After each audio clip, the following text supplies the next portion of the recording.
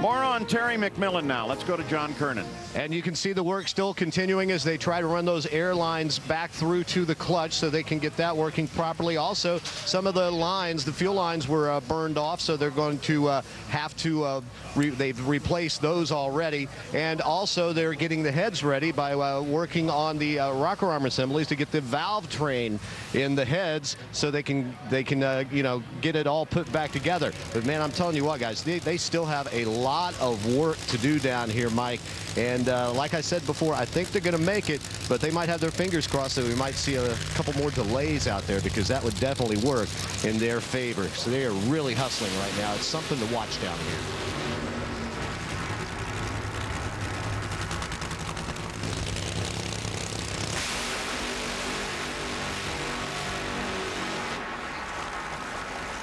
Well, here is Jeff Arend. He will face your #1 qualifier, Cruz Pedregon.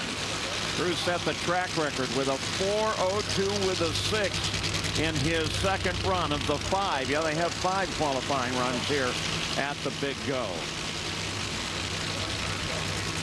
In the meantime, back in the staging lanes and getting ready is that matchup within John Forth Racing between that guy, Robert Height, perhaps one of the nicest men here in the series in funny car.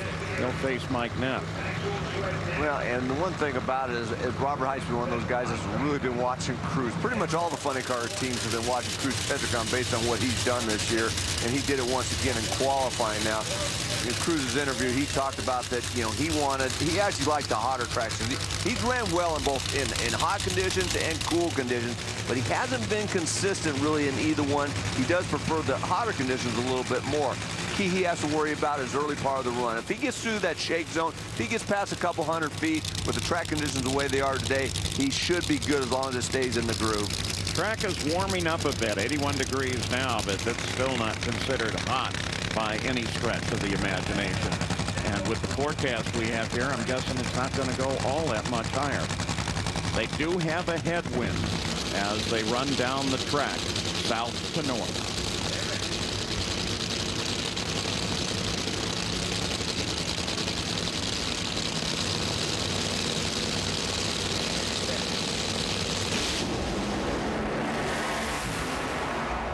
Look at that. Can you say upset? Yes, sir. Jeff Arend takes that hole shot. 413, 309 miles an hour. I told you, Connie Coletta and the Cruz, they understand what they're doing here. They got it done for Jeff Arend, taking out the #1 qualifier and new track record holder, Cruz Pedregon. Wow, 0.06 of a second advantage off of the starting line for Jeff Arend.